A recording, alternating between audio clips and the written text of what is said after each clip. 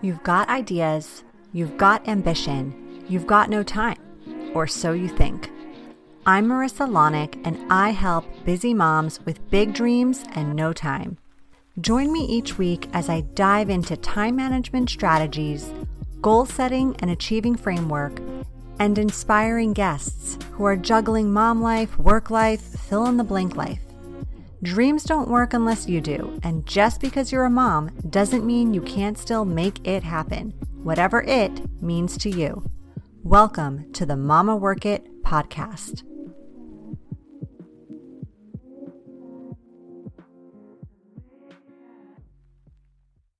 Hey, mama friends. Welcome to another episode of the Mama Work It podcast. I am super excited to introduce you to our guest today, Barbara Trapp.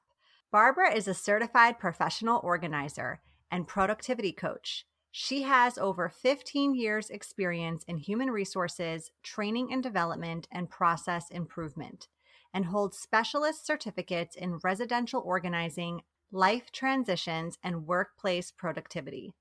She is also a certified DISC and driving forces facilitator. Barbara graduated from FSU with a BS in leisure. Yes, you heard that right, and has moved 20 times. In 2016, she quit a well-paying job in a toxic environment, packed her car, and drove around the country for 3 months, listening to many top business and personal development books. 22 states and 52 books later, she was ready to start her own business. Barbara is the owner of Zen Your Den and Zen Your Biz, and offers non-judgmental help to busy and overwhelmed people virtually. Barbara, thank you so much for being here. Thank you so much for having me on, Marissa, and what a nice introduction. I appreciate that. Yeah. Well, first things first, tell us a little more about you and how you got started in the organization business. Sure. Well, I quit a job, and I've never really quit a job, but well, that's really unusual for me to quit something when I didn't have anything else lined up. But I thought, you know what? I need a break, and I need to figure out what I'm going to do with the rest of my life. So, my brother's in California, and I packed my car and thought I'm going to drive over there and visit him, because when I come back home, I'm going to have to be a grown up again, put out my resume and apply for jobs. And then I'll be stuck with 10 days off for vacation each year, starting that all over again. And I wasn't looking forward to it. So I took off, drove over to see him, and then just started going up the coast, and I just kept going. So I took a big loop around the country, and I listened to a lot of books along the way, trying to figure out what career I could start. So many people have started their own businesses, and I thought, why can't I be one of them? I did end up at my parents' home after about a month of traveling there in Pennsylvania, and my brother and I had been walking through their house with blinders on for years. And I think every time I say that and my mother listens to one of these, she kind of cringes but says, it's okay. Because I helped her out. But they hadn't had a lot of renovations inside. Had things fixed as they really needed them done, but there was 40-year-old carpet in there. And I just told my brother, you know what, I'm going to sacrifice myself for the cause, and I'm going to stay here and help them coordinate a big home renovation. So I didn't quite know what I was getting into because it turned into 12 different projects, and I was kind of like a general contractor. I was there 2 months, and we got all the carpeting out and flooring out. But to get ready for that, I had to get everything else out of their home except for furniture. So, I mean, I took out drawers, all the paper, all the stuff, the cabinets in the kitchen had to come out. So, so did the dishes. And I thought, boy, if I can do that with my parents, I can probably do that with anybody. I still didn't quite know what I wanted to do, and I was so busy with them that I finally, when I was heading back to Florida, I thought, I still don't know what I want to do. And I was considering marketing and website design, and somebody up there had called me a stager, and I didn't know what that was. And when I came back, I just heard the term professional organizer right before I crossed the Florida border to come back home. And I thought, that's it. So I really didn't know that there was such a big profession built around that. I probably could have used one myself when I was married and had a child and I had a, full-time job, but it just struck a chord and I thought, you know what? I think I've been training for this all my life. Yeah. Did you always enjoy the act of organizing, your home and your space? I did.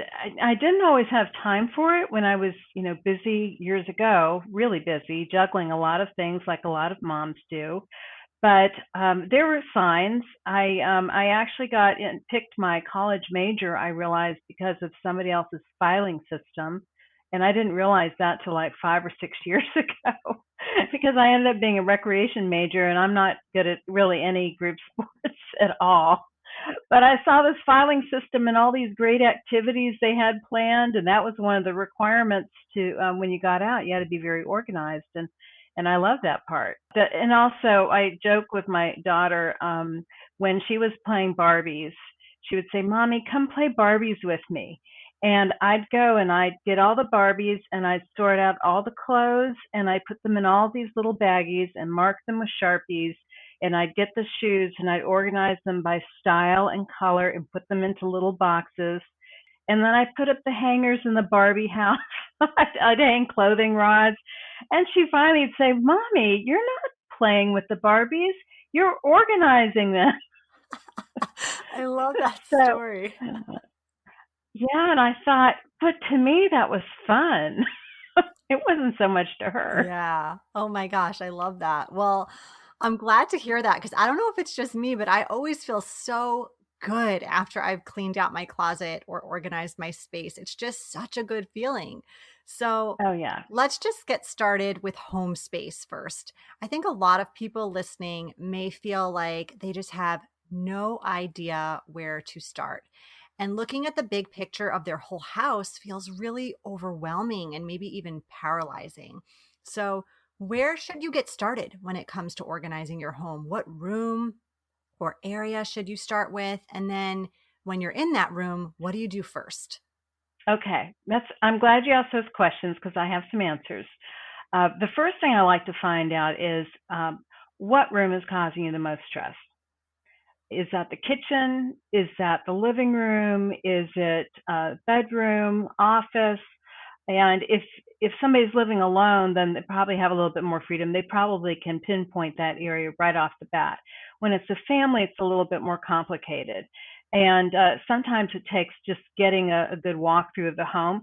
And I've actually been working virtually since March of 2020, and I love it, and it works. It's little. It takes a little bit getting used to for some people, but it's working really well. So I can get a virtual tour that way.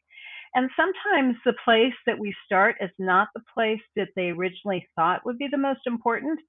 As an example, I had a young woman contact me, and it was funny early on. I had a lot of millennial age women calling me who were not married, didn't have kids yet, but they didn't want their moms coming over to help clean up for them. And to this day, some of their moms still don't know that they got help, and that's okay. But this particular woman called me and asked me for some help, and she said she needed help cleaning up her living room and reorganizing her kitchen. And I did ask for a walkthrough of her whole apartment. And when we got to her bedroom, it was just the floor was covered. There were clothes everywhere. Things were. It didn't seem like there was a place for a lot.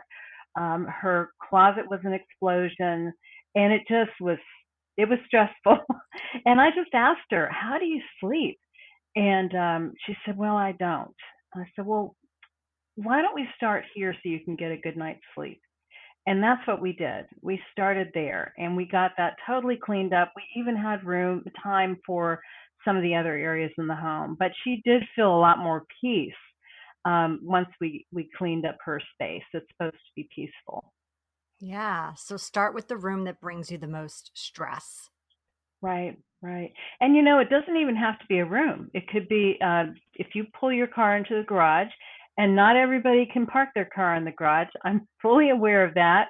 I think it's like at least 25% of people can't. For some reason, a lot of us we park our expensive machine outside in the driveway, and we use the garage to store the stuff in cardboard boxes.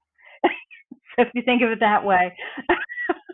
Yes, I never thought about it that way, but that's so true. Yeah, yeah, we should be protecting that big expensive machine we bought. So, but anyway, regardless of wherever you enter the home, that sometimes is a good place to start too. Because if you walk in the home and you immediately feel stressed, why don't we start with the entranceways and clear those up just a little bit? And there's nothing that says you can't decorate those areas a little bit or make them look nice and inviting, even if they are in a a garage entrance.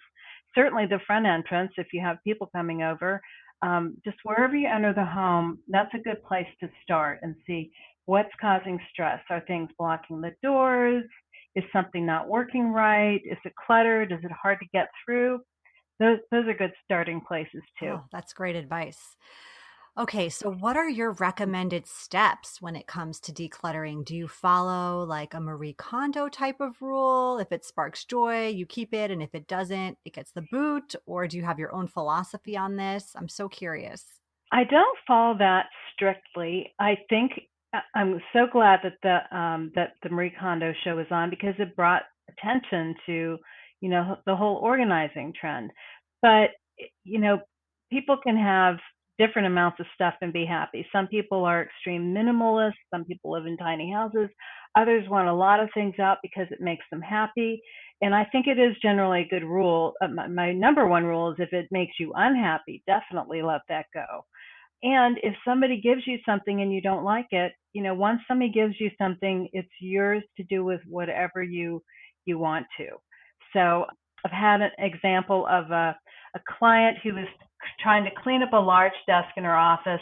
And when we got to one item, it was a giant beer stein with some company name on it. And I said, tell me about this. What's this doing here? And she said, oh my gosh, that was from my uncle. Oh, I hate that thing, but I guess I got to keep it right until he dies. I'm like, oh my, no, you don't, because. And she said, I don't. And I said, no, because it broke. But it was well loved and well used, and unfortunately, it broke. And she picked it up, and she didn't break it, but she picked it up and she took it over to the Goodwill bin, and so it got donated. Love it. But that was my out for her. It was a little bit of a white lie. But the point is, you don't have to keep everything that everybody gives you. Yeah. So, Yeah. I know yeah. there's a lot of guilt there, I think, with people, uh, especially, if they're gifting things to their kids or right, something and they don't particularly like it or the clothing choice or whatever, they still feel like they should keep it, put the kid in it, right? So right. that it's going to good use. But I understand. Yeah. I do think it's good to go through things in categories because when you do that, you get a better picture of everything you have. I did that with books with one client, and we found she had multiple copies of the same book. Some were signed, some weren't. So, she wanted to keep the ones that were signed, obviously, but the rest, we got rid of at least a third. And she had, I would say, about 1,000 books. Wow. So, getting rid of a third of them was, yeah, was a big deal. That's So, progress. yeah. Absolutely. Yes. And I actually had a mother who was having trouble getting rid of some of her little boys' shirts when they were little. And they all had meeting. Every time she picked one up, she'd hold it close and say, oh, this one's so cute. And the boys also had a lot of stuffed animals. So what I proposed was, let's dress up the stuffed animals. So we put the shirts on all the stuffies. so, so they would have a purpose. And the kids Love got a it. kick out of it. She didn't keep them all, but I mean that made her, that made them all happy. It was kind of fun to look at. Yeah, super So creative there.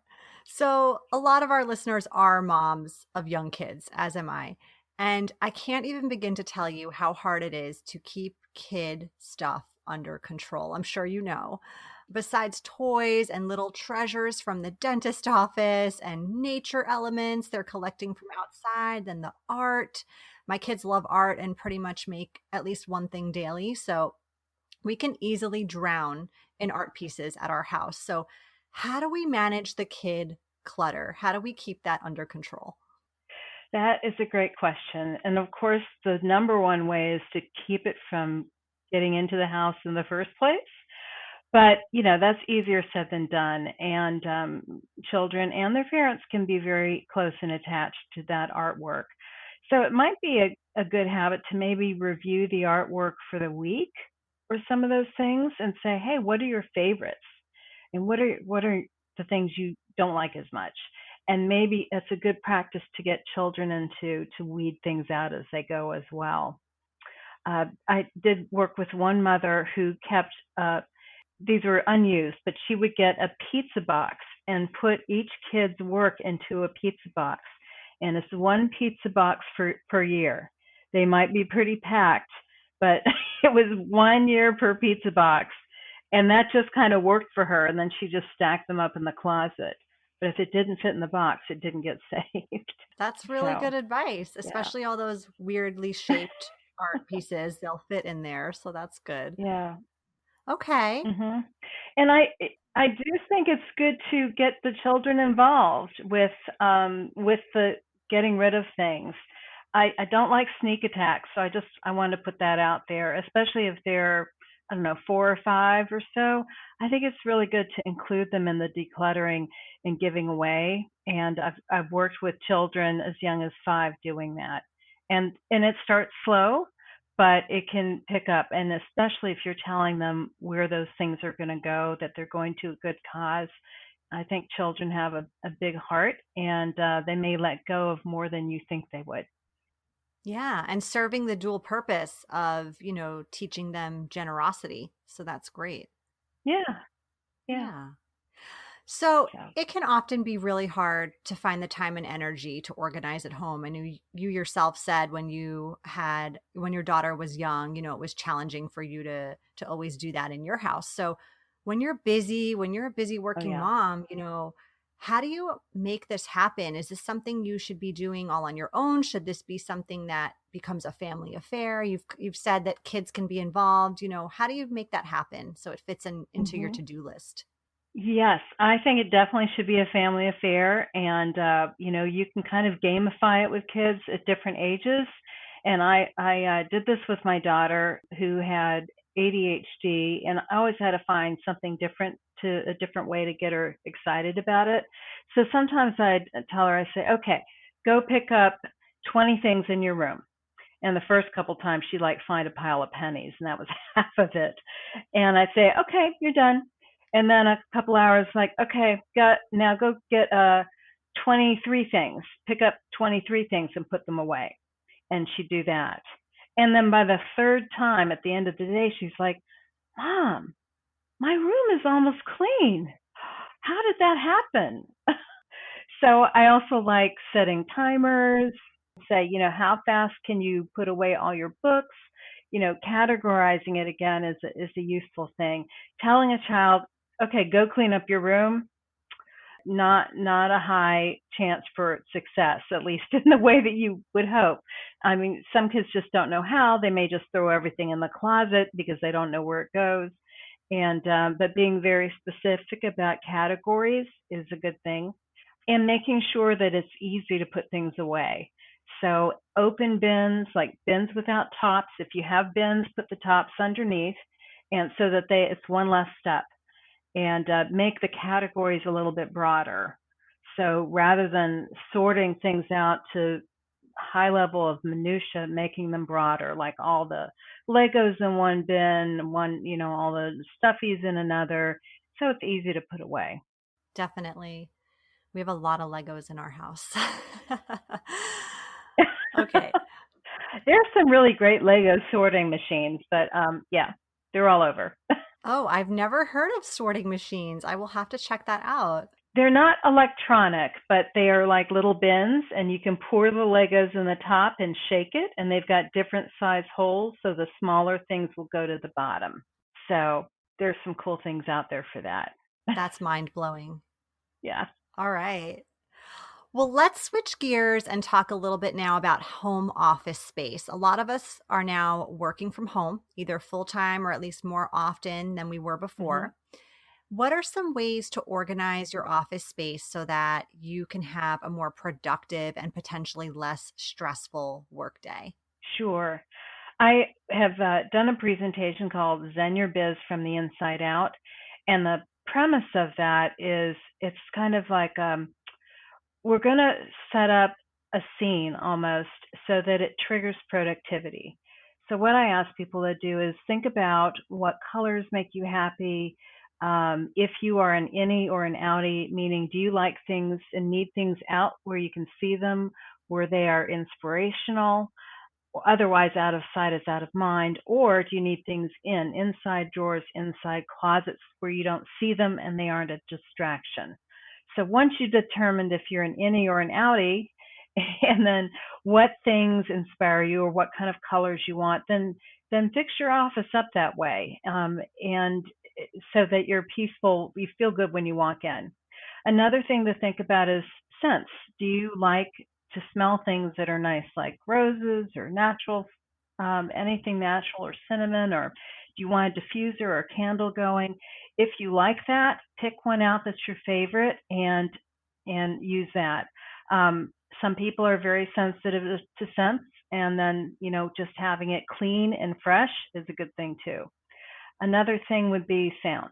So if you work better with sounds, then find your favorite radio station or background music or white noise or maybe just nature sounds and get that going as well. So the key is figure out what's going to make you really peaceful and feel like so you can concentrate. And you might have to play around with it a little bit, but once you find something that results in a productive day, then replay that scene.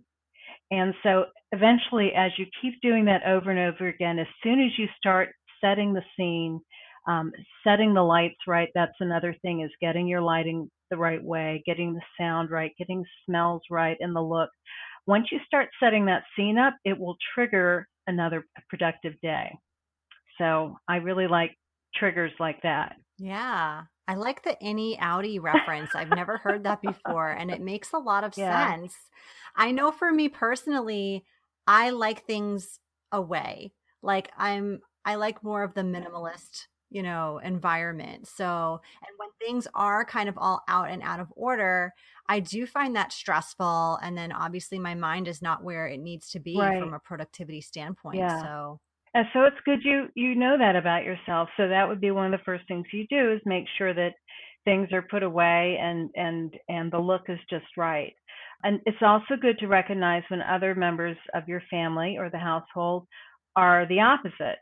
And there are some people who just don't notice clutter as much.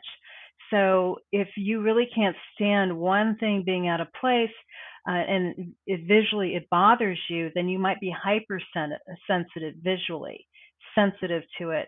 There are some people who are hyposensitive, which means that they just don't notice it. So you walk by and see a sock on the floor and you're like, oh, who left this sock? And somebody else walks by and they're like, what sock? They don't see it. yeah, that sounds very familiar. Yes. So if you kind of understand, there are some people who really can't see it. And if you understand that, it might, prevent some disagreements and maybe increase understanding a little bit. So in those cases, it's kind of good for people to have some of their own workspace so they can have it the way they want it, in a way that inspires them. Now, what if you're someone who doesn't like doing this? Should you outsource this, or is it better for you to actually be involved in the process and work alongside an expert such as yourself? I think it's good to be involved because number one, if you aren't, you won't know where things are if things are being put Right. away. And also, when I was working on site, I'd never get rid of anything without somebody's permission. So they have to make all the decisions, and still do. In fact, I also say, let's say if I'm working with a wife, and most of the time when I would show up, if there was a husband in the house, then he would say, don't touch the garage, and he would leave for the direction of the session. He didn't want to be around. But I would always say, we're only going to work on things that are general family and your things. I'm not going to clean out the husband's closet while he's gone. He's got to have a say in it. So I would only work on areas that are the common areas or belonging to that particular person or whatever their responsibilities are. But, it can be a family thing. And the interesting thing is organizing is catching. So let's say a woman cleans up her closet and it's just everything's in order. A third of the things are gone and out. The floor is cleared. It looks great. Few days later, the husband starts getting rid of shoes and shirts and I saw this happen with one of my client's sons. We'd cleared out a living room area. She was dealing with two estates, so she had a lot of things coming into their home. And we had cleared out an area to sort through some of these things. And a few days later, one of her sons cleaned out his room and filled up that space of all the stuff he wanted to get rid of. So it can be catching, which is a good thing, working Yeah, together. setting the right example for Hmm. everyone in your house. Yeah, Great. So I'm curious, when it comes to your own organization and sure. productivity, what is a non-negotiable for you and why? Uh, well, number one is my planner, and I use a paper planner, so full focus planner. You can get them in different colors. I felt kind of like getting black. I don't know why. Just for this first quarter, it just felt like down the business, getting that done. But I have to have my planner. That keeps me organized inside. And then visually, I like to see things behind me. I'm on Zoom so much that I like to have my vision board behind me, and people on call with me can see it as well. I feel like 2020 is just now ending, even though we were in January when this is being taped. And so I'm preparing my new vision board for 2021, but it inspires me to see that constantly. So I like that. I like having that in my vision behind me where I can see it. Me too. I like having my goals. I set annual goals every year, Mhm. and I like having those front and center. So they're right in my workspace. I see them daily. I look at them like they're top of mind. They're not, Yeah. in a book somewhere where I have to actually open it up and take a look. So I'm with you on Mhm. that. That's a good one. And that's my word for the year. Last year. I couldn't decide what my word for the year was, and I realized that's what it needed to be, decide. Decide. Okay. So, Yeah. yeah, it works. All right. Well, Barbara, we are going to move on to the lightning round now, where I'm going to ask you some random, just for fun type questions so our listeners can get to know you a little bit more on a personal level. Are you ready? Yes. Okay. What is your guilty pleasure TV show? It's really hard to pick, but it's anything that's not reality. And the most recent thing I saw was Bling Empire, which is so un me, but it got my head out of my workspace. Yes. And that's what TV should do, right? That's right. Yeah. What book are you reading right now? I've just started rereading Do It Marketing by David Newman. I'm actually in one of his Facebook groups. I read that in 2016. It's one of the books I read that helped inspire me to start my own business. And it's worth rereading along with his next book, Do It Speaking, I think it is. So, yeah. Cool. Okay. Are you an introvert or an extrovert? Do you want to guess? Oh, I don't know. I mean, it's a hard one. I know I'm an introvert. All right. This is all fake, fake, fake. No, I'm just kidding. But I'm okay being alone. I mean my alone time kind of recharges me. So in between I'm just kind of chilling out or sitting on the porch or just yeah. I'd rather be one on one with people than in humongous groups. So this is good. All right. If you could go on vacation tomorrow, anywhere in the world, where would it be and why? Well, my father passed away in 2019, and my brother and I really wanted to take my mother and my daughter to Germany, and of course we couldn't do that because of COVID. So as soon as we're able to, if she wants to, that's her birthplace, and would love to go there. Nice. Okay. Nail salon, hair salon, or spa. You can only pick one to visit for the rest of your Hair life. salon, No questions asked. That's right off the bat. Nope, I'm working on my own nails. I was ready for that one. yes, that's a good answer. I love it. What is your cocktail of choice? Brandy old fashioned with lots of fresh orange pieces in it. Okay, yeah. And what's one app you cannot live without? Okay, I could only narrow this down to three: LastPass, Acuity, and Google Calendar. The one that's really on top of mind right now is Acuity because it is an awesome scheduling app, and that's how people can schedule an appointment with me via my website. Yes, that sounds like a good one. And what was the first one? It's like an assistant. Yeah. LastPass, which is it's an online password manager, and I'm an affiliate for that, and it's my favorite one. Every year I look to see what else is out there, and the last few security experts I spoke with, that is the one they use as well. And that I'm on LastPass multiple times a day on my laptop and on my phone to access different websites. I have at least 300 on there. Wow. That's so smart. I don't know how many times I Yeah. forget my password for things, so Well, when I help people with digital organizing, it's one thing I say, I need you to find your passwords or we're going to spend half our session resetting your passwords. yeah, that makes sense. Yes, and then I get them to either get LastPass or get a little book if they really want them on paper. I'll recommend one for them. Yeah. Oh my gosh. Well, this has been such a great conversation, Barbara. Thank you so much for being here. Before we wrap up, why don't you tell everyone where they can find you? Sure. You can visit my website, zenyourden.com.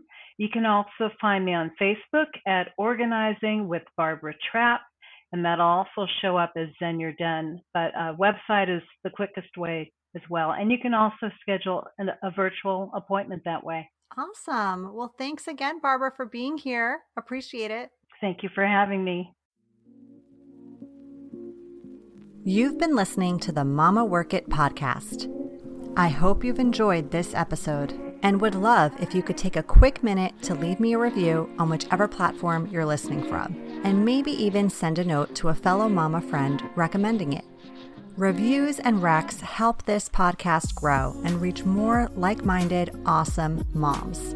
And if you haven't subscribed yet, don't forget to click that button so we can stay in touch, girl.